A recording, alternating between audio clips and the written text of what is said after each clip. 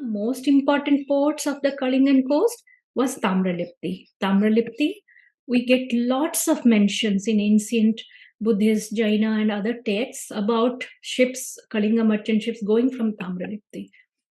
Now, the most important out of all these places along the Kalinga coast was Chilika Lake, or today's Chilika Lake. It used to be very different centuries ago, and it was considered to be the gateway to Odisha's glories. Now, Chilika, in one of the versions of Brahmanda Purana, Chilika is considered as an important center of trade and commerce.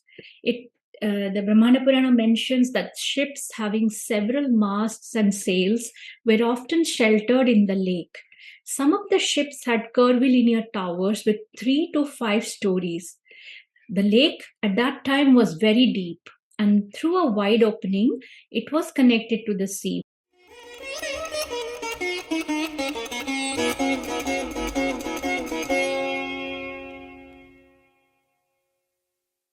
Our today's speaker is Preeta Roji. She is heritage and cultural enthusiast, Satyan Veshi, curator of lesser known fact about Bharatvar's socio-cultural legacies and heritage with a nice focus on Odisha, researching, analyzing, conserving, and unraveling rare facts and connections. Over to you, Preeta ji. Thank you, Dhanyavad. Namaskar, everyone. Jai Jagannath. Today's topic for our presentation is Kalinga Sadhavas, the merchants of Kalinga. Now, without going into any further the thing, let me start the presentation.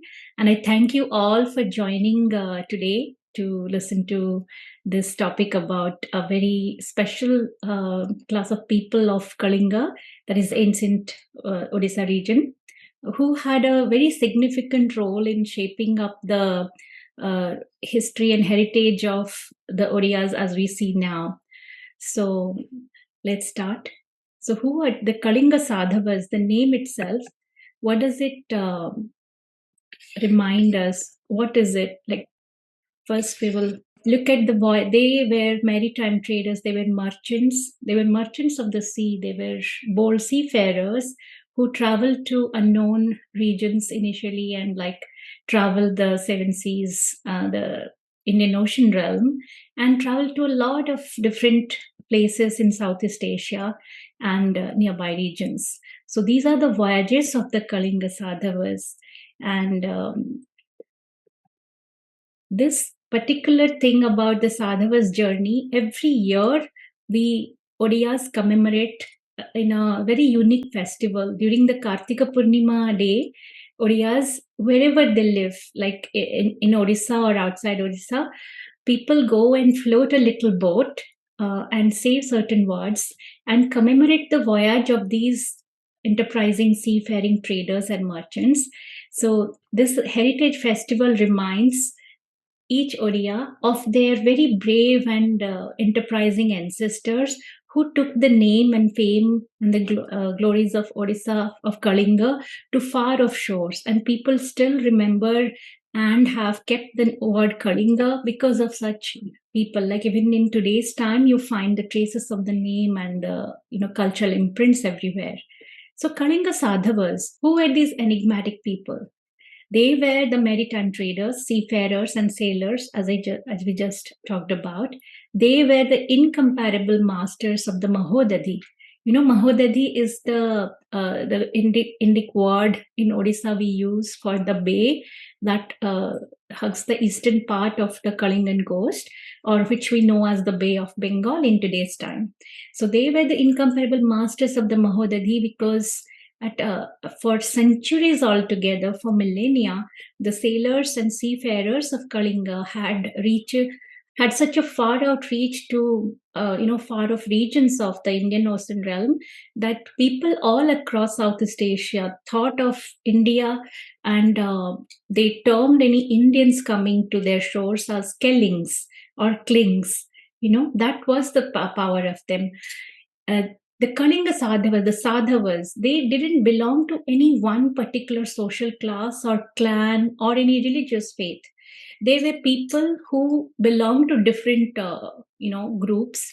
Anybody could be a sadhava. Sadhava is a merchant, so anybody who had, the means and ways and the bravery or the strength and the way of taking risks, like anybody who was enterprising could be a sadhava. So they came from different clans, different social classes, different religious faiths. So there were Jaina sadhavas, there were Buddhist sadhavas, there were Hindu sadhavas. So these mentions are there in ancient Jaina canonical texts, Buddhist canonical texts, and such things all over the Southeast Asian periphery. These sadhavas were such enterprising people that they just not created wealth for themselves, they also created employment for a multitude of people, and they brought wealth and glories to their homeland. They brought great riches, prosperity, and the name and fame of their homeland grew because of them. And it would not be wrong to say that they were brilliant stevedores of commodities as well as culture in the Indian Ocean realm. So when we talk about stevedoring, we usually think about transferring goods and commodities. But Kalinga Sadhavas, they were not just merchants who took commodities or goods; they also carried culture. And because of the cultural contact with all these people across the Indian Ocean periphery, there was a steady interaction and exchange of culture throughout all these different people. So another significant thing here is it was very holistic, organic, and it had a lasting impact. What I mean by this is they didn't do it forcefully or by conquests or wars or anything. It was a very natural, organic process, and because of which maybe we see so many cultural imprints even till today's date. Now, going to the word sadhava, this word might not be very common to anything outside Odisha, because this is an Odia word, but it's a derivative of a Sanskrit word sadhu. Sadhu's plural, sadhav. So the Sanskrit word sadhu, which means an honest human, its plural in Sanskrit would be sadhava. So sadhava, the Sanskrit form, becomes sadhava in Odia when the etymological, the way we pronounce in Odia, it becomes sadhava. It also means the honest businessman or sadhu vyavasai. Now, most of our auspicious things in Odisha usually start with the Mangalashtaka, Mangalam Bhagavan Vishnu, Mangalam Madhusudana and all that. In that, there is a line, Madhavo Madhavo Vishnu, Madhavo Madhavo Hari, Smaranti Sadhava Nitya, Sarvakaryeshu Madhava. So here we are talking of this Sadhava word is also mentioned here, about honest men or, good people. Now, just to give the etymology of the word, that's what I try to mention here. Then we talk about honesty in business and honesty in trade. In today's time, it is actually an oxymoron if you say, merchants or traders can be, are honest. Like people would think maybe they have some things that they might not be transparent about, or some goings on that we don't know about. But in those days, Indians, like any Bharatiya outside the world, Hindu, all the Indic Bharatiyas were known for their honesty. Same was the case with the Kalinga Sadhavas. Their honesty was known, they were considered to be very reliable to trade with. And the people of Kalinga, as is, were considered very nice people, like even in as recent as the 14th century travelogues of a common traveler from China. His name is Wang Dayuan. He writes in his memoirs, apart from other things which you can read here, he writes that people are as honest as the Buddha, and they are more prosperous than in any other land. So in all his travels across the eastern coast of India and the southwestern coast and even till Africa, he talks about the people of Kalinga, people of Odisha with such exuberant, beautiful words. And also the Sadhava word is a nod to the, is a tangential nod to the other word called Sarthavahas, the caravan traders. Throughout India, from time immemorial, the trading through caravans on the land routes were very popular. For example, Trapassu and Ballika, the Utkala merchant brothers, are well known all over, even the Burmese territory, they are well known because they carried the Kesha Asti of the Buddha to Burma, which is there in the Shwedagon Pagoda now. So this is about the word Sadhava, because Sadhava as is a very is a very local word to Odisha. So if you go outside Odisha, people would think that it would mention them as the traders from Kalinga or the merchants from Kalinga, but only from the Odisha perspective, we talk about Kalinga Sadhava. So if you go and try to find texts from other places, like even overseas texts, you might not find this particular word, but you might find it as merchants from Kaling, Keling, Kling, Kialing, all such things. Now, here this I would like to speak something about a more common thing, how the water unites and the land divides. This is a very common expression from a lot of parts of Southeast Asia. Now, many of you already must have thought about it, that how coastal societies are more attuned with other coastal societies or littoral societies, as they're called. So that reflects a symbiosis between the land and the sea, these societies. People who are in the coastal region, their main livelihood and main life-giving things are from the sea or the ocean. So most of their life revolves around the sea. So they feel more attuned with other people who have such lifestyles. So the expanse of the bay here or the seas here is not a deterrent for them. Many people would like to when in ancient times, people would look to the sea to go sail, fish and do other things, and then venture ahead and find other people and then trade with them, have cultural relations with them. So this is how, like, coastal societies were always had more in common with each other than their immediate neighbors inland. In the hinterlands, people from the hilly areas or forest areas or other areas, they had more in common with other hinterland people, but the coastal people always had more in common with other coastal people.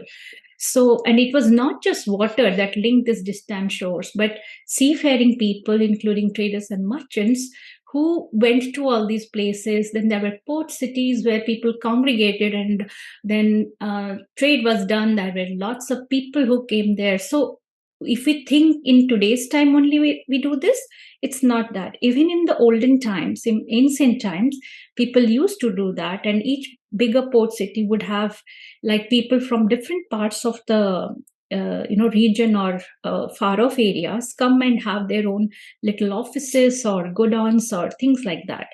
So in fact, it is believed that there were seafarers even before there were farmers, potters, and other such people. It's just a thought. And the sea has been intertwined with human societies, and the relations is like ancient. If you go away from our Indian shore to the European side or American or African side also, you will see the same story, like ancient Vikings or ancient Phoenicians, ancient Roman or Greek societies. Most of them were like islands which had relations with other island or other land people, right? So similar is the story in our Indian subcontinent area. So ancient texts from different parts, like nearby Burma or Sinhala, Java, all these places, Cambodia, they mention of these ancient seafaring traders and people from Kalinga who came and had settled colonies and had trade with their own people. So I have been talking all this while about Kalinga, the word. And in present day, we don't see a Kalinga in the map of India. So if we think that, is Kalinga just the Odisha that we see now? Is it just an ancient name of this Odisha? It is not actually that.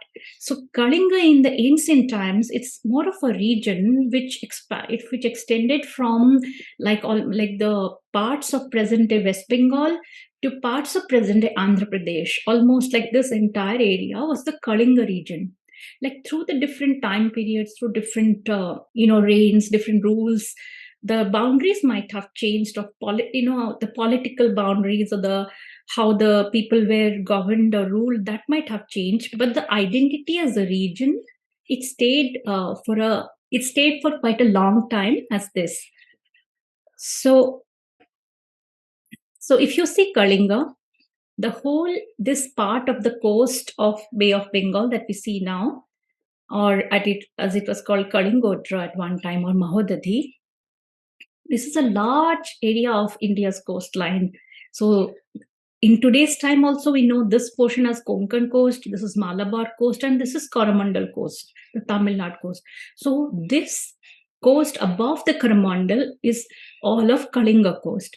Now, the coastal people of Kalinga had, as we just talked in the previous slide, their life revolved around the sea, around the bay. Most of their livelihood and everything was dependent on the sea. And the people in the hinterland, like Kalinga, was full of dense forests, jungles, and the natural. It is like very rich in natural resources, minerals, forest products, and a lot of wild beasts used to be there. Like the elephants of Kalinga were famous throughout the world. Like as even they were exported to different places via these Kalinga traders, merchants. Kalinga Sadhava ships. So this is how the ancient Kalinga used to be. So if we see present day Odisha, it was most of present day Odisha, but also parts of present day Bengal, because Tamralipti, the port of Kalinga, is currently in part West Bengal, but it used to be Kalinga's port, Tamralipti. Similarly, here there are a lot of other ports which used to be there, which is now part of Andhra Pradesh. And recorded mentions of Kalinga are there as far back as 9th century before Common Era, which is, a staggering 2,900 years and counting, like almost 3 millennia. 3,000 years almost. Like that is something to think about. So Kalinga's existence and its important significance has been mentioned not just in our text. Actually, it is not that much in our text, but we find more of the mentions in other people's records. Now let's see how the people, we talked about the coastal people, right? So coastal people, and here our focus will be on the coastal people because the Sadhava communities were all settled in these coastal belts. So how did they work around with whatever was given to them? Now, as we all know, India's eastern coast, especially the coast of Kalinga that I showed just now, is very prone to severe weather phenomena like cyclonic weather and cyclones, super cyclones, and many such things, because Indian subcontinent, and that is partly because of the monsoon, which is a very unique phenomenon for the Indian subcontinent, which winds change periodically. Like one time of the year, the winds are blowing northeast, and the other side in the southwest. So this peculiar phenomenon, Indians have known about it, and ancient Bharatiyas have known about it since the Rigvedic times. But the phenomena of monsoon was given to was understood by the West only after Greek, the mariner Hippalus in 45 to 47 Common Era, when he talked about monsoon. And after that, many centuries after that, Sir Edmund Halley, the same Halley for Halley's Comet, he wrote more about the pattern of monsoons and the causes, and from the point of trade and navigation. Till then, Western societies didn't know more about this phenomenon, but Indian people, like not just Kalinga, mariners, but also Indus Saraswati civilization and other parts of the coastal India, everybody understood this phenomenon, and they had been doing trade and commerce, depending on that. Now, what is another aspect of the people of Kalinga is the bay, which is just near the Kalingan coast, the bay that is right now Bay of Bengal. So this is actually the largest bay in the world, and it is considered to be a cyclonic hotbed. So the most number of cyclones in the world happen in the Bay of Bengal. Out of the 36 most deadly tropical cyclones in recorded history, 26 of them have been over the Bay of Bengal. So imagine all these severe type of natural phenomena they face, the people of Kalinga. And the casualties also, because of the way the bay was, it acted as a funnel, so even people's casualties were a lot in the inland. But apart from that, they slowly understood how to work with it, not against it.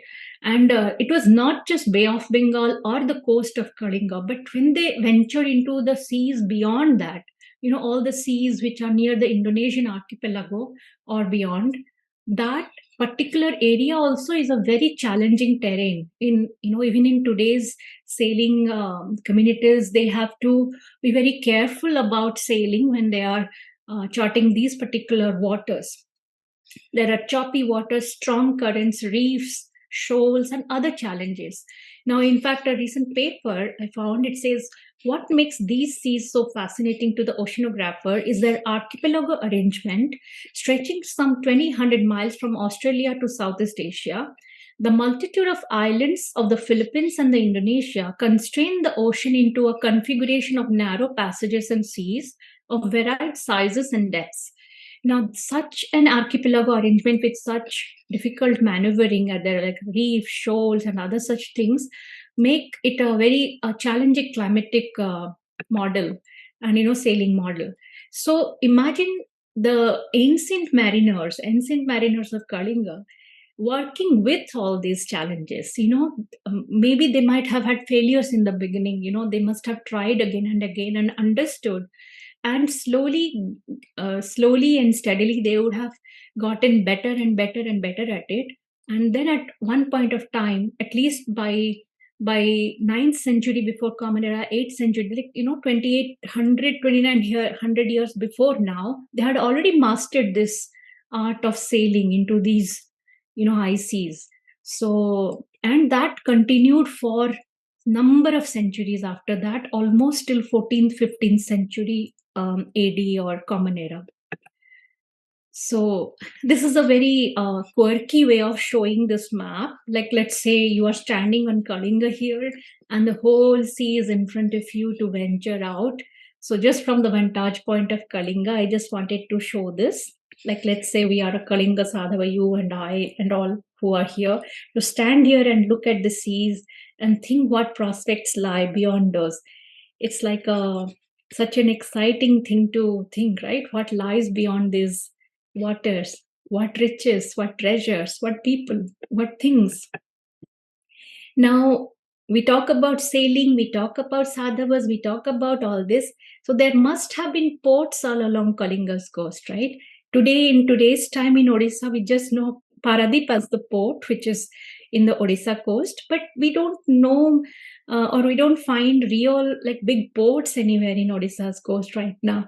So when we are talking about all these sailing activities or shipping activities, then how did it happen if we don't have ports?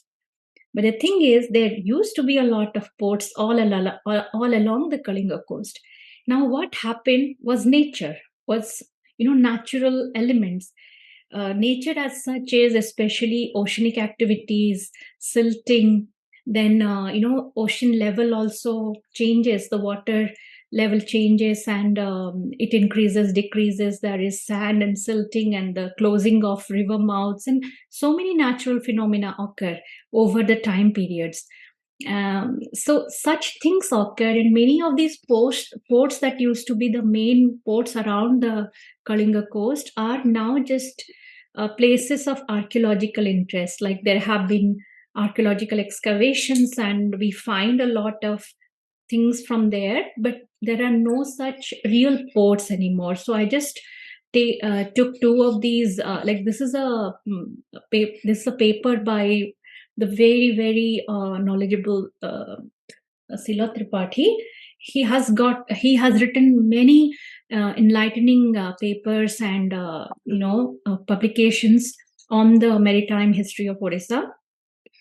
And this is like, I just took some names which were till the medieval times, which ports were operating even till the colonial times during Britishers and all.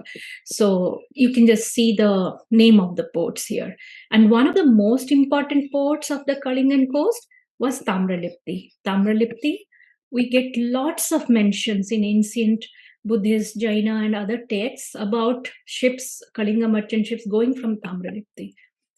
Now, the most important out of all these places along the Kalinga coast was Chilika Lake, or today's Chilika Lake. It used to be very different centuries ago, and it was considered to be the gateway to Odisha's glories. Now, Chilika, in one of the versions of Brahmanda Purana, Chilika is considered as an important center of trade and commerce. The Brahmanda Purana mentions that ships having several masts and sails were often sheltered in the lake. Some of the ships had curvilinear towers with 3 to 5 stories. The lake at that time was very deep, and through a wide opening, it was connected to the sea, which provided easy berthing for boats and ships which were bound to Sinhala, Java, Malaya, and other parts of Southeast Asia.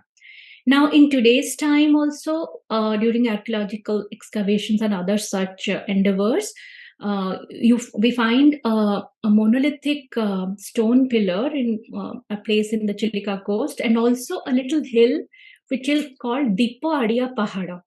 Now, Dippo in Odia is the diya or the lamp. So, the Pahado is a little hill or hillock. Now, Dippo Adia Pahada must have been, I don't have a picture for that here.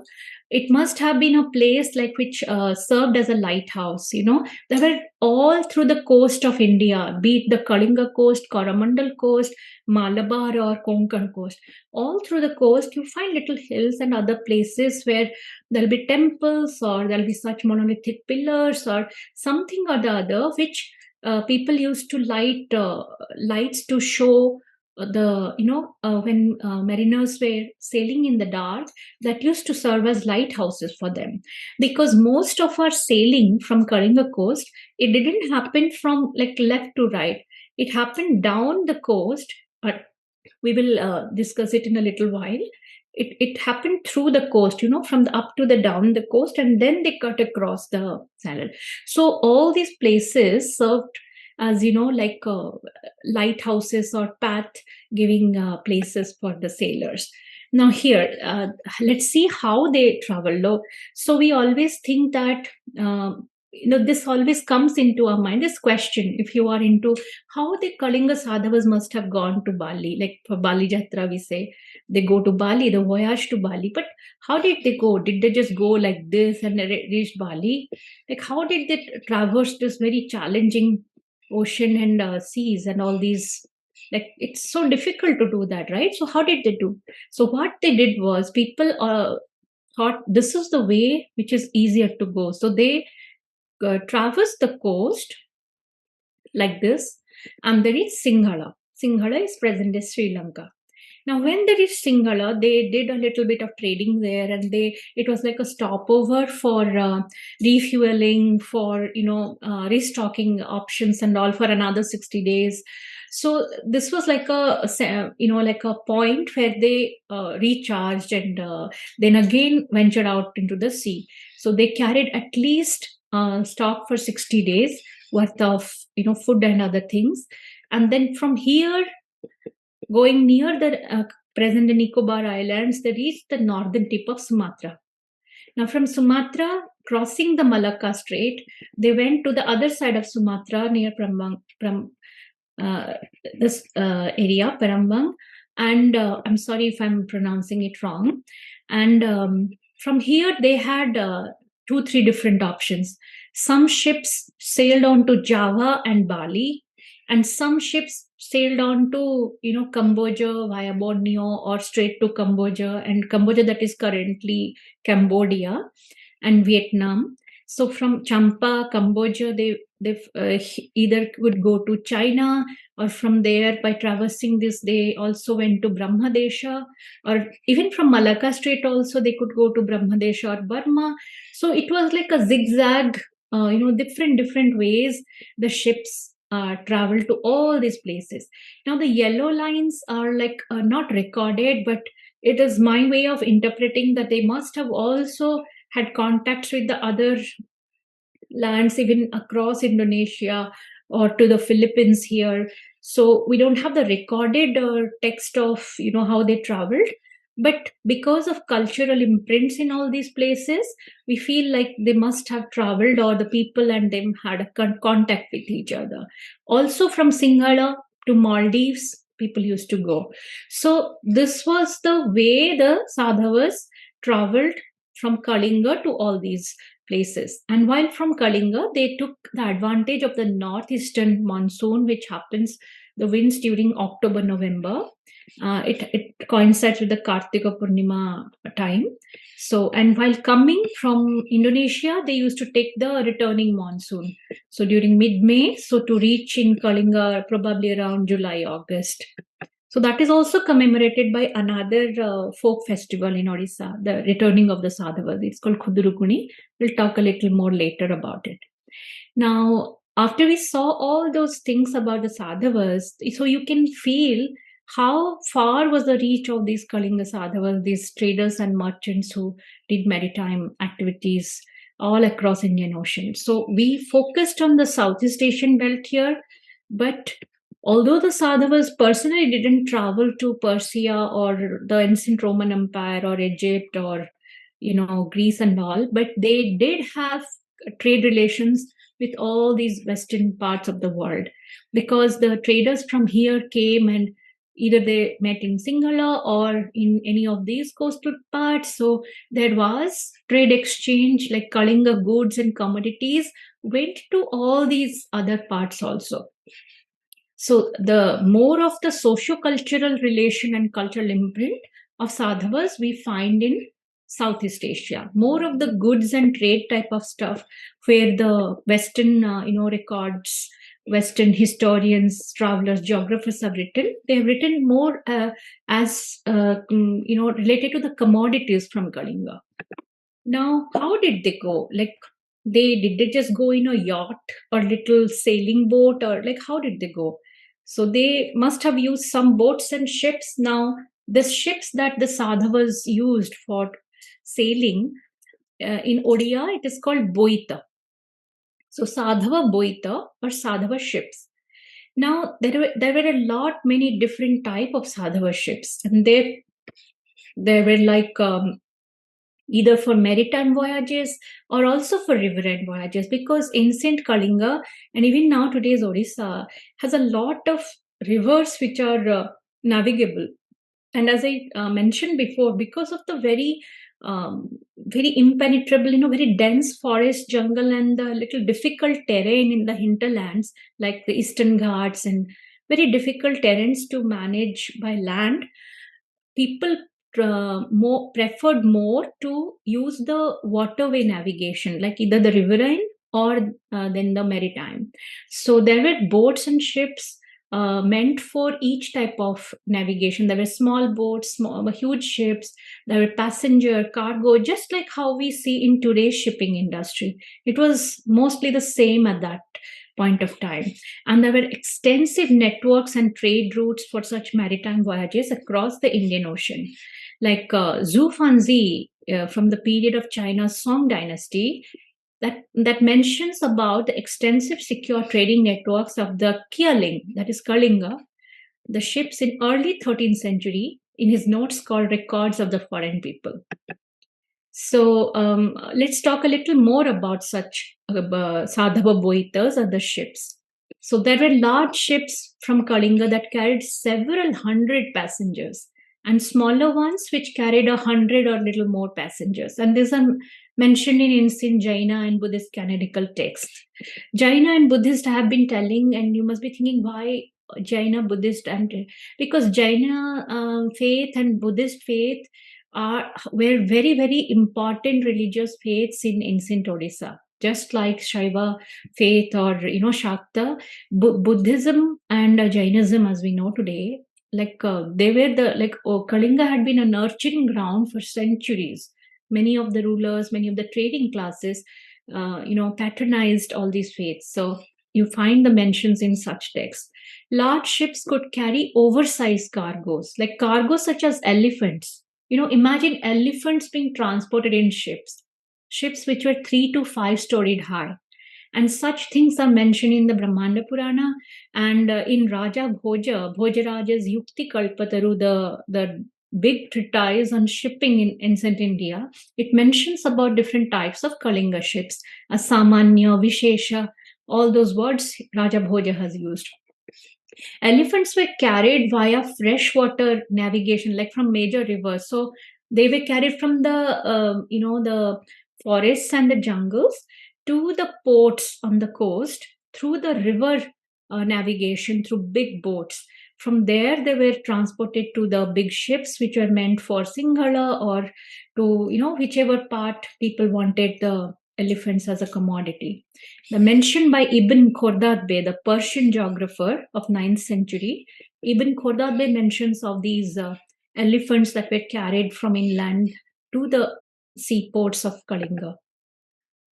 Now, as I had just briefly mentioned about the different types of Kalinga ships, they were river going, sea going, and the sizes and the shapes of all these ships were also built differently. The sea going vessels were conditioned to for the sea voyages are pertaining to how the coastline was there. Like if you see the eastern coast of India and the western coast of India are completely different. Western coast is more like rocky, rugged and all, and eastern coast, like Kalinga's coast, is more sandy. If you see now also golden sandy beaches more in Odishan coast, right? So it was done, it was built so that it was suited to operate in high tides against currents, strong winds in the open ocean, and also to pertaining to the coastline that they were going to traverse. Now, even today, in today's time also, we still have few of the traditional ships and boats that were made in the ancient times, like the Nauka, Bheda, Chappo, Padua, all that. So that is another interesting thing, and we find the mentions in Fahian's record in his memoirs when Fahian was going back to China after spending time in India. In his memoirs, he says that he took a merchant ship from Tamralipti of the Kalinga coast and he did his return journey home. In that, he has mentioned several things, and in one of the things, he mentions our lifeboats. So there were lifeboats in those ships, which could be used for conditions where people had to be rescued or they had to leave like a ship in distress. So this has been even depicted in the temple sculptures of Borobudur, Java. There are a lot of beautiful friezes and temple sculptures there which show like how the Kalinga ships actually traveled to Java. Now, ships could carry food and water provision for at least 60 days because that was the time usually that took from Sinhala to to go to the Indonesian islands. So in fact they carried such things which had long shelf life so that it could be for more number of days that they could sustain with it. So in today's day we know about Boitialu, Boitikokharu. Like Boitialu is type of a yam, Boitikokharu is nothing but a pumpkin. But the word Boita, that means something to do with Boita. Boita is the Sadhava ship. So that itself says about all these vegetables that were taken in these Sadhava ships during their sea voyages for months altogether. Now, how did they do this voyage? Like we now see, like if somebody has to do a journey, we have these little rituals, right? We will do some worship to God, or if there is exam, your mom will give you some, ask you to do prayers or give some, even in some parts they will give dahi with sugar and all, right? So how did anything new, anything auspicious, any voyage, it always starts with some activities, some auspicious activity. So how did they prepare for this voyage? And this I've taken from some Jain canonical literature. And from a secondary source where they have written in from the Jain canonical literature, I mean. So the ships or the ship, whatever was going, they were loaded with various merchandise that they were supposed to trade with, and all the necessary commodities. And then these merchants would mark the ship with the stamp of their hand dipped in red sandalwood, that is Rakta Chandana. They would burn incense, Dhupakati or Dhup, worship the sea winds, because sea winds are very important for a propitious, journey. So favorable sea winds they should get. So they worship the sea winds, raise white flags over the mast, observe the different auspicious omens, and finally, after securing the royal passport, would board the ship amidst beating of drums and other things. So just it was a very beautiful ritual. Like, we can, as Indians, we can identify with it, because many of our present day rituals and start of anything also, we have similar type of things, like be it a griha pravesha, be it anything, we have these little rituals, or a marriage or things like that. So for voyages also, they had all these beautiful small rituals they observed, and that usually commenced around the full moon day of the lunar month of Kartika, taking advantage of the northeast monsoons. Now, who were in this Sadhava Boita? The Sadhava Boita, the Sadhava ship. Were they just the sailors or the boat rowers, like who rowed the boat and carried the goods? But was it just that?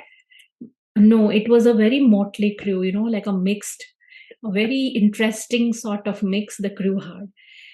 Of course, there was an overall in charge, a captain of the ship, and the who managed everybody in the ship, and had extensive knowledge about the geography, the coastline, everything. The captain was the overall in charge who took care of everything, just like how it is in today's time. Then there were ship crew with various skills and expertise. There were oarsmen, helmsmen, navigators, experts in different oceanic studies, the people who understood the winds and weather patterns and currents. They had armed security to safeguard against pirates.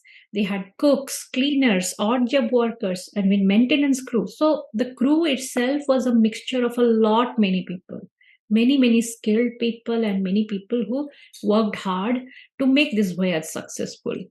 So, in fact, from a paper from the 1830s, it says the captain's sense of orientation and knowledge of the coastline, which enabled him to determine the boat's position in relation to a number of fixed points, such as topographic features and identifiable landmarks. These were often noted on old maps of India's coast. Buildings having conspicuous features served as the orientation point. For example, the Konark and Puri temples on the Odisha coast.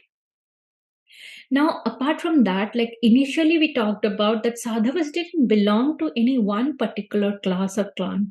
They came from, like, anybody could be a Sadhava who had the ways, the means, the strength, the risk of enterprise, the not risk, the sense of enterprise, the sense of trade. Anybody could be a Sadhava. So right now, if you see, there are so many different surnames. Let's say Sahu. Sahu's surname is in different groups, like Brahmins, Kshatriyas, Vaishyas. They can be Sahu. So this particular word, again, this surname is an ode to that time when people could have been traders also, although they were from all these different social groups. Similarly, Kandariyas or Majis were the people who were responsible for rowing the boats. Mangaraja Boitala or Mahanayakas were the helmsmen or the captains of the ships. So I have taken this from a very, very enlightening research paper by Dr. Benudhara Patra, who is again one more name.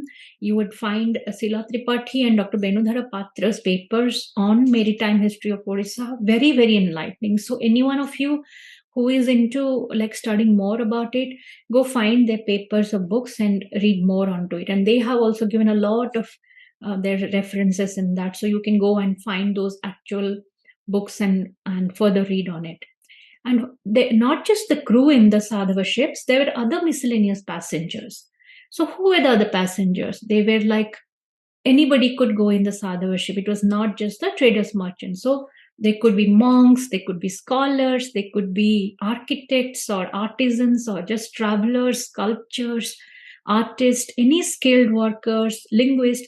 translators, anybody could go. Like how now also people like to go for newer prospects to other places. So in those days also, many people travel to other new places and try out different things. So there were miscellaneous passengers in these ships. Now, when it comes to sea voyages, it's a very, it's a very thing of chance, luck, and risk. Everybody knows that, right? Because you are at the mercy of the elements. So, like everything has to go correctly, only then a voyage would be perfect. So, the risk and luck, both these elements always go hand in hand in maritime trade.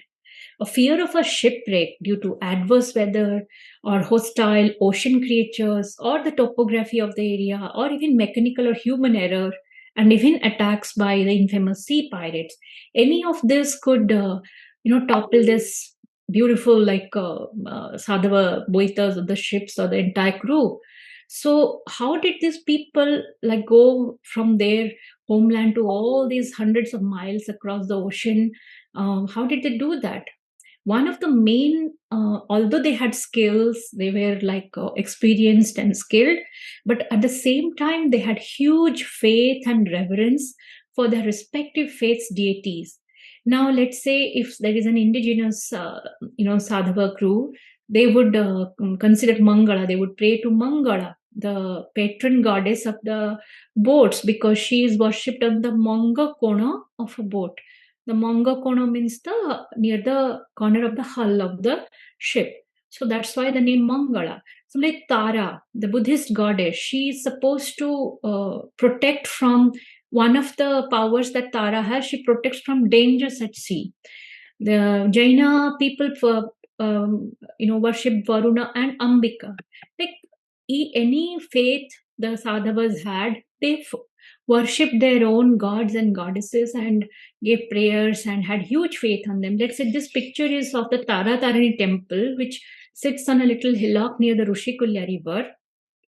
Now, when the Sadhava Boitas must have sailed through the Rushikulya, the people who believe in Tara would have given prayers to Tara, and Tarini is the Shakta goddess. So Tara and Tarini, the respective crew, would be praying and then venturing out into the sea, further into the Bay of Bengal, and praying all that. So there have been again and again there are mentions of all these saviors in different ancient texts. So this I have taken from a ancient Jaina and Buddhist text, what they mention as dangers at sea. So the common dangers of a sea voyage were like huge whales, like whale, the huge sea creatures, whales which could topple a whole boita or a ship. There were big waves. Even the mention of a tortoise. I'm not exactly sure which type of tortoise it was, but they like those texts mention of a tortoise. There's mention of destruction on land or in water. They talk of underwater rocks, cyclones, pirates, and shipwrecks in general. Now, they also talk about Timingala. Timingala are whales of enormous size which could swallow the ocean, means such huge size aquatic creatures. So, ideally, the Sadhava, the sailors in the boat or the ship would beat drums and they will burn fire to make these creatures go away. But such huge creatures won't go away with all this. So that was one of the dangers, Timingala. Even the mysterious sea creature called Makara. Makara that you see in a profusely done in lot of temple sculptures and all. It is supposed to be a mysterious aquatic creature of the ancient times. Might be we don't have it anymore now, or maybe it is based on one of such huge sea aquatic creatures which such sailors and sea people must have, must have faced. So this is another very interesting aspect of how shipwrecks and things used to happen. Like that was one of the side effects, or one of the challenges of sea voyages. There was a great tantric priest called Atisa in his Tibetan biography. And Atisa was the founder of Kadampa sect of Buddhism in Tibet during the 1040, like 11th century. he had gone to Sumatra to for some further studies, and for that journey for Sumatra, he it is mentioned that he boarded a large ship with gem traders, like gems and gemstones, from the port of Tamralipti, that is on the Kalinga coast. So for this sea journey to Sumatra, uh, he stayed there. He learned whatever he had to learn, but for his return back home after that few years, he couldn't come when he wanted to. He had to wait for another couple of years, couple of seasons, because that particular time there were a lot of shipwrecks in that particular, sea and ocean territory where the Kalingan ships used to maneuver. So ships were again and again getting lost at sea. That's why he couldn't get a ride back home when he wanted to. He had to wait for few years and then get home. So that again is like a reference to how shipwrecks were also common in those times. Now, how did they do all this? We have been talking about Sadhavas, the Sadhava ships, their trade and everything. But how? Did they have any specific skills? And yes, we also talked about skilled workers, right? So yes, remember we were talking about monsoons and the winds and all, and ancient Indians, including the Kalinga Sadhavas and the Kalinga skilled people, they knew how to read the wind, the monsoons. They knew when to use the monsoon for going towards Sinhala or Indonesian islands, or when to use it to come back. They not just that, they also could know from the varieties of fish or the color of the water, and even the birds and other things in the ocean. They could know which area of the sea they were in. So that all came from experience and skill. So that, when people live near the sea and ocean, they get to understand the pulse of the nature that revolves around the ocean and the ocean waters. They Another thing is they had excellent skills of understanding the currents, waves and tides. Now, current, as you know, is different from just waves, right? So with the currents, the ships can travel very smoothly if they are in the favorable current. So the Indian Ocean, this picture shows the Indian Ocean gyre, or the surface currents of the Indian Ocean. So now they had a very practical way of knowing the currents. Like if a sailor threw a handful of sand or shell or feathers into the calm sea, the sinking of sand or shell in the sea, or the drift of the feathers on the surface, it provided an estimate of the speed of the current. Now, based on the speed of the current, sailors decided their anchorage off the coast. And currents in Indian language, it seems it's called, salila, the word that we usually attribute to water, it's actually for current. Now, apart from waves, tides, currents, and winds, the Kalinga Sadhavas, also Indian sailors in other parts, they used different, instrumentations. They used the very, famous Matsya Yantra. The Matsya Yantra is nothing but an iron fish which floats in a vessel of oil pointing towards the north. The Matsya Yantra has been mentioned by even Arabian and Persian geographers that the Hindu mariners used to use.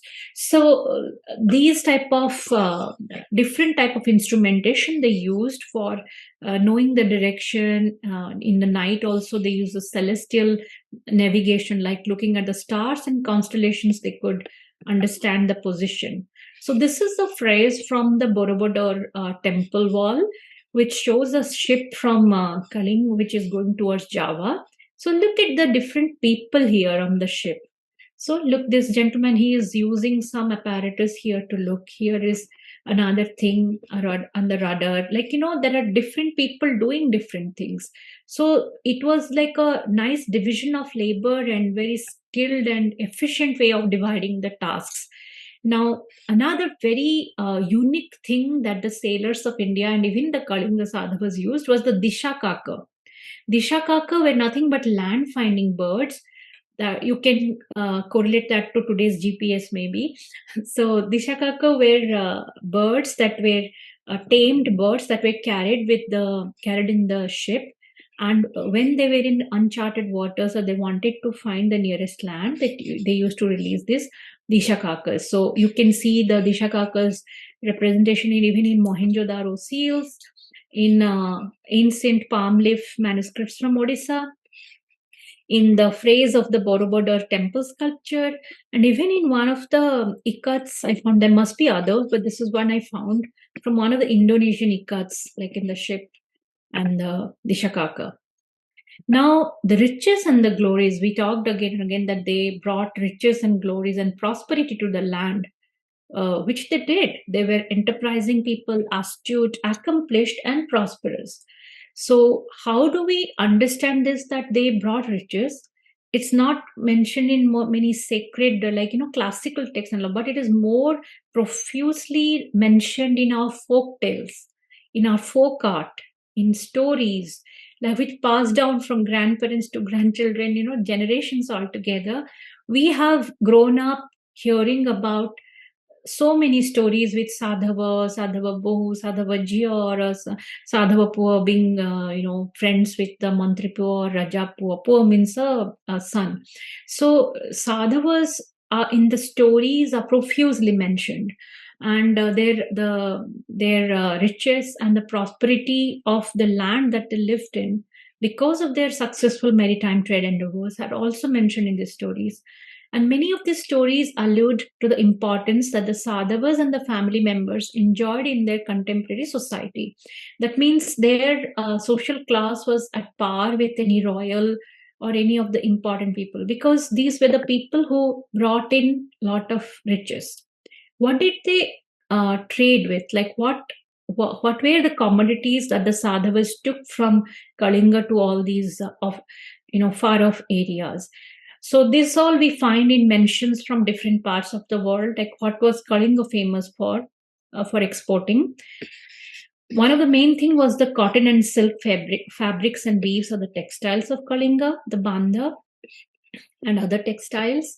Forest products like timber, honey, beeswax, rotang, kingfisher feathers, camphor, musk, sandalwood, aguru, perfumes, and diamonds, gemstones, precious stones, all that, ivory from elephants and the elephant themselves, spices. So you can see all these mentions in different texts. For example, I have taken the Zhu Fanzi China's Song Dynasty one.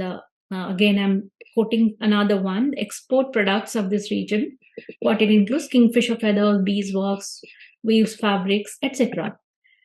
So the textiles of Kalinga were like famous across the shores. In fact, they were known as Kalinga. The textile itself was Kalinga or Kalingam or Keling textiles. And people even from Southeast Asian royalties, they used to send their convoys after our traders used to go and trade there. They used to send their own convoys to get such beautiful textiles made for them.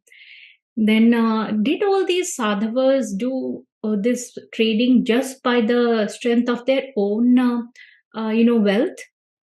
Maybe and maybe not. Like, it is true and for the same time. Like, true means some sadhavas might have been that rich or that well established that they could do on their own. Like, just like today's time, that may be one big name in the trade section who have, like, their family might have been already established and have the means and ways to do it, but not everyone, right? So in cases where people could not do it completely on their own, what they did was they took the advantage of the different merchant guilds or the Banika Sanstha. Now, these merchant guilds have been mentioned in many of the records from different ruling periods. For example, Somavanshi records of Janmejaya from Odisha talks about the Kamalabana Banika Sanstha. Similarly, during the Bhaumakara period, the copperplate inscriptions talk about Erappa Naik, who was a Vaishya trader. 3 villages were donated to him as a Vaishya Agrahara. It's a gift of village to Vaishyas who were primarily traders.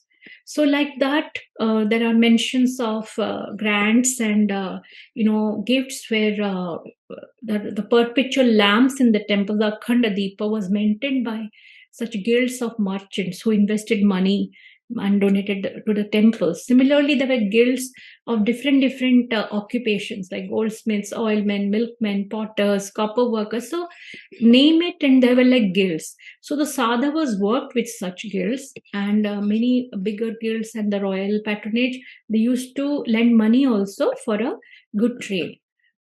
The most significant thing of all this is these people, they didn't bring the riches only for themselves. Like they just didn't become rich as a person.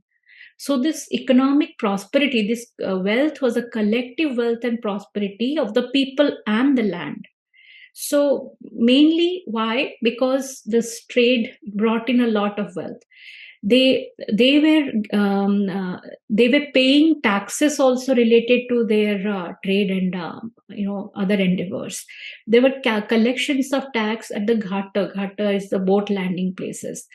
There is like vivid descriptions in some of our folk stories of how even the serving girls and the servers or the servitors in a sadhava family or a household, they were also laden with rich and opulent textiles and jewels. That means everyone in that, and it is also mentioned that most of the houses in those towns were like so beautiful and vibrant and studded with gems, precious stones, and that in itself shows that the entire community prospered, entire land prospered because of such trade endeavors.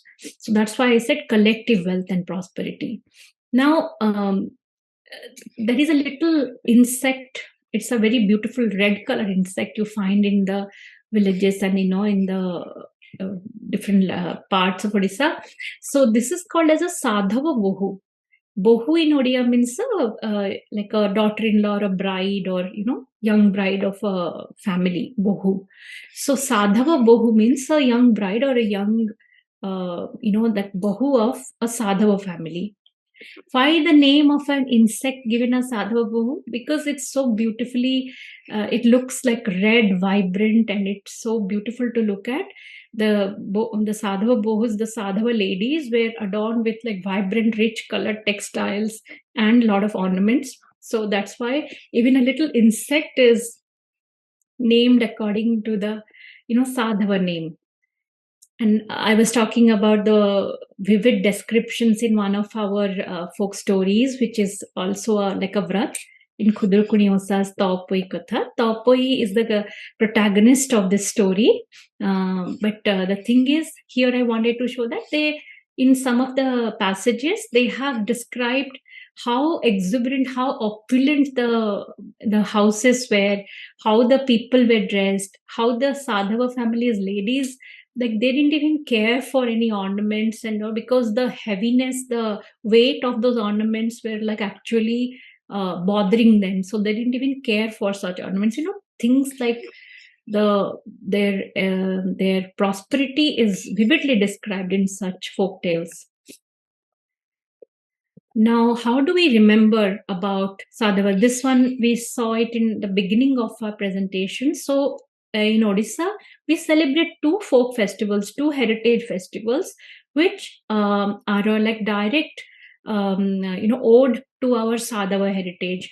One is the Kartika Purnima Donga Bhasa festival. Donga Bhasa, that means floating the boat. Donga is a boat. Bhaseba means to float.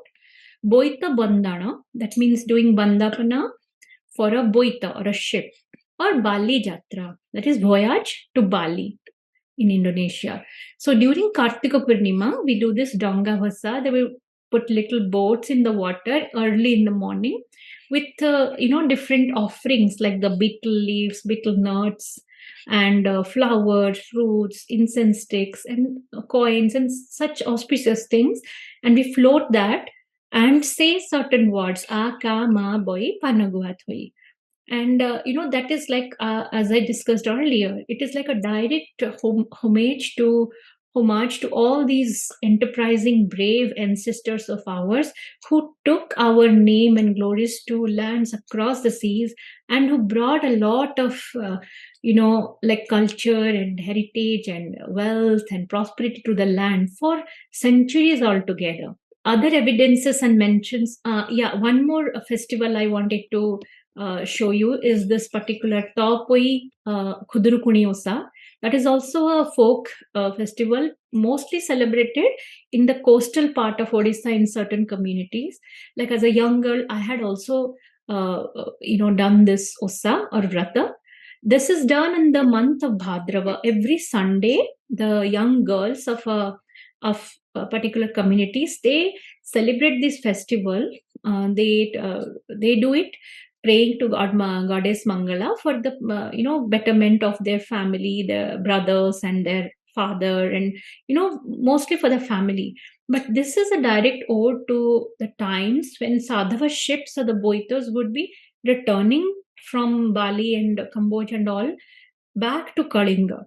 So to pray for a safe return of their family, who had been on that ship, the young girls and all would do this Osa. The protagonist on this Kudurukuni Osa book is Taupui, whose brothers had been to Bali, and she was praying so that they would return safely back home. So now, what are the other records and mentions we see?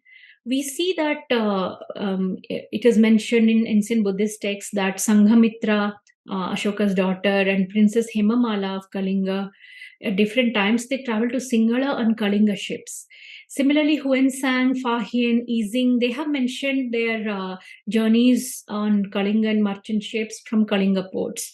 Many seals, images, things like amulets and all, we find which in different parts of India and Southeast Asia, which have bear these different type of boats on them, and especially amulets and seals found in Southeast Asia. We find like images of Shiva, Vishnu, and other things. Like how even now we carry a little image of a god or something with us, like that they used to carry. There is a mention of a great sea captain Buddhagupta in one of the stone inscriptions on an engraving in a stupa in Kedah, Malay Peninsula, where he has written about prayers for safe passages at sea.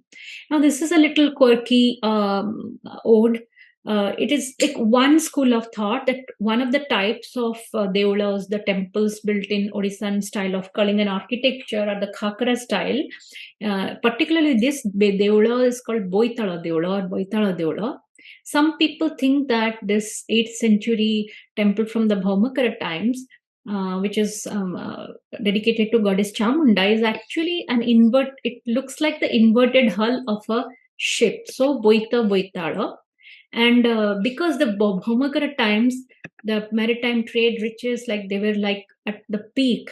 Even we know about Bhaumakara records where one of the Bhaumakara royals called Subhakara Simha, he had traveled to Tang courts of China carrying some very significant Buddhist texts, and he had gone to China, he stayed there, he learned Chinese and translated many of these Buddhist Sanskrit and Pali texts into Chinese.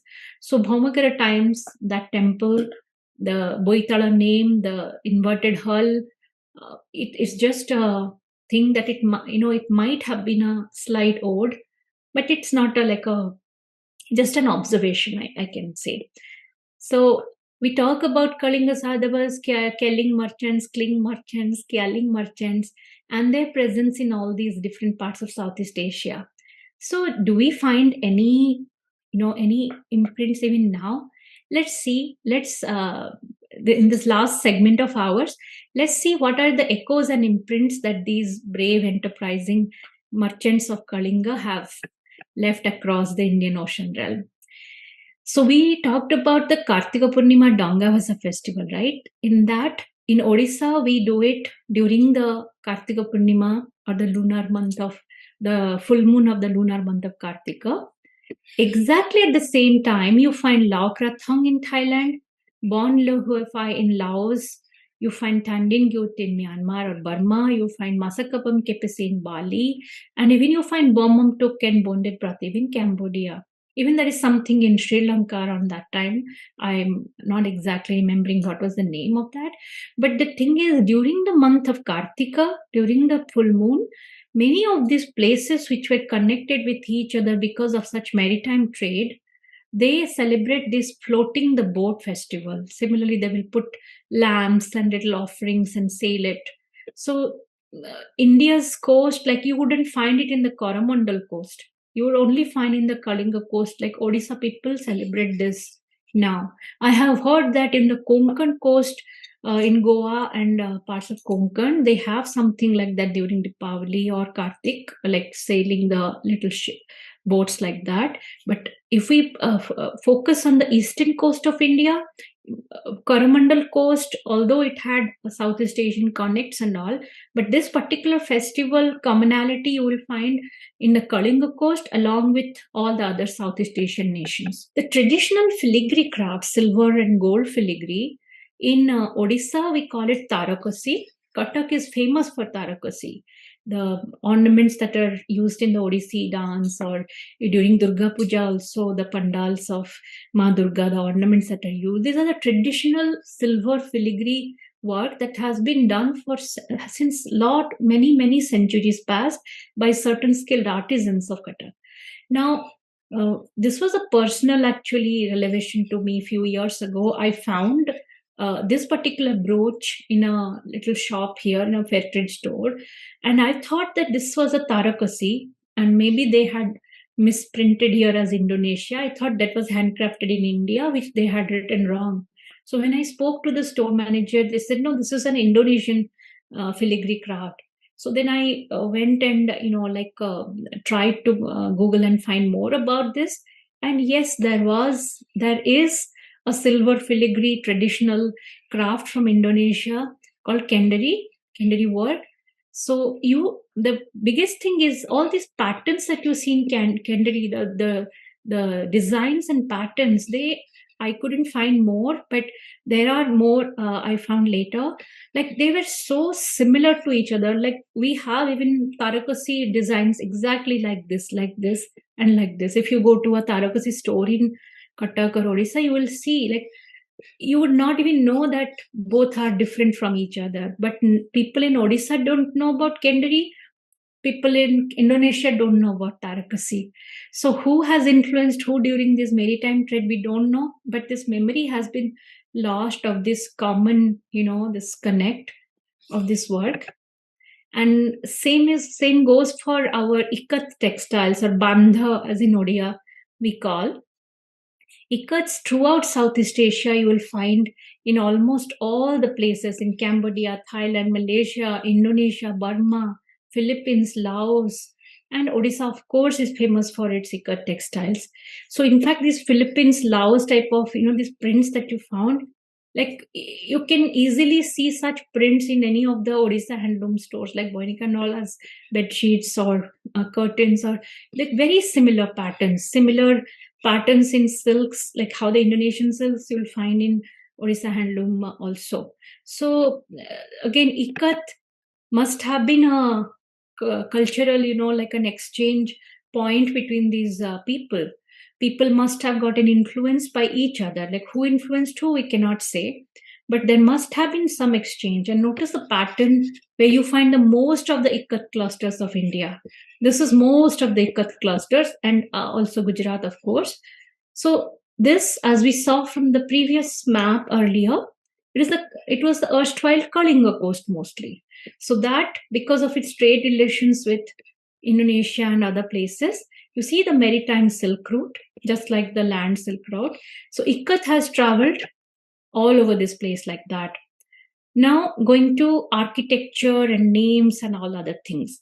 In Indonesia, in Java, there used to be a Hindu-Buddhist kingdom called Kalinga in the 6th century, it is from their text. And there is a map of this, ancient Hindu-Buddhist kingdom called Kalinga.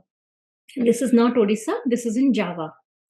Now, the Javanese texts From that, I have taken the translation by John Crawford, who was an eminent, he was an expert in ancient Javanese and Malay text. So they have written in that text, Kalinga is the only country of India known to the Javanese by its proper name. They always designate India by this name, Keling.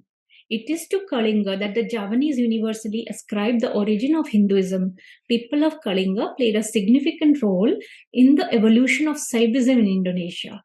So Indonesia, Java had a lot of Hindu temples also, apart from the Buddhist temples. So the Shaiva temples in Prambanan and all are like a direct, here the way they have mentioned, it shows, the presence of Kalinga people or the sailors, merchants or architects or sculptors who must have gone. So looking at the clusters of the temples, Buddhist and Hindu temples in Odisha and all over Southeast Asia, and all these phrases from Borobudur, you can see the Buddhist temple sculptures here. The Borobudur temple, these are Ratnagiri, Udayagiri. How similar the stupas and the plants were. Then the lions of Java and Kalinga in these temples. Then the Shaiva temple sculptures in Kalinga and Java. This is the Bhaskareswara. This is the Chandi Prambanam in Java. Look at the little broken Amalaka here.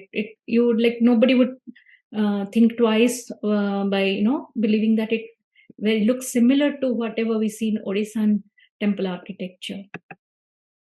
Now, if we go to Cambodia, again, the temple architecture of Cambodia, there are lots of Hindu temples, not Angkor Wat, and there are other also, so many other Hindu temples. So if you go to all these, you would see a lot of motifs, like the Makara in Cambodia, the Makara, the way it is in Odishan temples, the Gajalakshmi statue. The Gajalakshmi is a very important iconic thing used in ancient Jaina, ancient Buddhist, and ancient Hindu sculpture. So Gajalakshmi is very important. It is not any other Lakshmi but Gajalakshmi, flanked by 2 elephants. So you find this in Cambodia as well as in Odisha. This particular is from the Parasurameshwara temple of Bhubaneswar. Then you find the Kirtimukha figures also similar. All these trellises, just the ornamentation on the temple. Look at the Odisha and the Cambodians, so very similar. Similarly, if you see the heads on this, the very famous Cambodian temple, this one is the Cambodia, and this is 9th century Odisha. This is 12th century Cambodia. Look at the style. And again, we come to bridge architecture, something very different, not temples, not sculptures, but bridges. We have very few surviving bridges from such ancient times. In Odisha, thankfully, we have one important one, Otharanala, right before you enter Puri. This Otharanala bridge was constructed in the times of the Gangas. So, and then it was maintained by the kings in the next lineage also. So if you see the type of bridge architecture that was used, it is not the arch architecture of the Romans or the Islamic arch. It is the Hindu architecture of bridges that Andrew Sterling also writes about in his book, and he describes how these bridges were made. So if you see that, and you see the Spain Paraptos bridge in Cambodia, they are exactly the same type of bridge architecture built around similar times. Similarly, going to Sinhala, the brick stupas in Sinhala and the brick stupas in Udayagiri, Lalitgiri, in Kalinga, they are so very similar to each other. Now to the last of the similarities in day-to-day language. So I feel this is my understanding and belief that classical things or scriptural things, they can sustain for some time, but colloquial things, that is taken by the normal people, by local people, by people who might not be hugely adept in scholarly studies, but normal people. So colloquial language stays a little longer than anything else. Now Bappa and Bo are common words of address for father and mother in Odia. Bappa we call our father as Bappa in Odia language. Same Bappa, call or the name for a father is used in a lot of Southeast Asian languages like Manjaris, Blagar, Balinese, and other Indonesian languages. even Ilocano from the Philippines, and Malay. So Bappa is a word which is used in Odisha and these places. Same as bow. We say bow, it's like ibu in Javanese. It's not bow, but ibu. So ibu, bow, like very similar way of addressing your mother. If you go to Polynesian languages, again, Polynesia was at the little islands further away from Indonesia. There are a group of hundreds of islands in that belt. In that, they have a word called kainga. Kainga in Polynesian languages such as Maori, Tongan, Samoan, kainga means village. Now, Kalinga is name of Odisha, like the name of there. So Kainga somehow or the other is a tribute to their Kalinga. And in Philippines, even now in today's date, there is a province which is called Kalinga, Kalinga province, which is inhabited by indigenous people who belong to the Kalinga culture, and they are world famous for their Kalinga tattoos. In Maori, which is the language of the indigenous people of New Zealand who came from Polynesia, there is a word called tapoi. Tapoi in Maori means to travel. And if you remember a few slides ago, I showed you a book about the Kudurukuni Osa. The protagonist girl of that is Tapoi. She's a Sadhava family girl, a damsel of the Sadhava family, whose father and brothers went to Bali and other Indonesian islands to trade. In Australia, in today's time, there is a little suburb in Brisbane, Queensland, which is called Kalinga. This name is derived from an indigenous Aboriginal word, according to them, Ngalinga. So Kalinga itself, that is, again, some way or the other, it's an ode to that ancient Kalinga connect. In Sinhalese and in Odia, we say Luna Maricho, and in Sinhalese, Luna Marish. It's just a condiment, accompaniment from salt and chili pepper. In Divehi, Maldivian, there is a word, Gan, which is like a little atoll in the Maldivian atolls. Its name is Gan, and in Odia, Ga is village. And in that Maldivian island's name, they say that it is derived from the ancient word which means village. So, like all these imprints, cultural imprints, names, habits, festivals, textiles, food, like a lot of things, we see this subtle, like out there. We have to just understand it, and there are so many hints and all these things lying for us to discover and know more about our own heritage, our own glorious past, and what we can do and take it forward in the future, like how we can use that or how we can understand from that and build ourselves to make a more stronger Odisha or Odia people, are like with the remembrance of all these things past. So I'll conclude my talk with this famous sculptural frieze from the famous Sun Temple of Konark. It's a little in the niche. You see the illustrious Ganga king Narasimhadeva, the Langula Narasimhadeva. He's seated on his on his elephant, and in front of him there is a group of traders or merchants who are gifting him. You know what this is? This is a giraffe. Giraffe in the like hundreds of years ago when Konark temple was built, at that time, a giraffe in the phrase of this, in the sculpture of this Konark temple, showing like such an exotic animal you would not find in India usually, right? So he was being gifted by the traders from Africa or maybe the Middle East, someplace, because they traded with this glorious, this region, this prosperous region, which was famous for its trade and such endeavors. And there is also a sculpture of the Martanda Bhairava dancing on a ship in Konark. So with this, I finish my talk today, and I thank you all. Dhanyavad. Jai Jagannath. Bande Utkala Janani.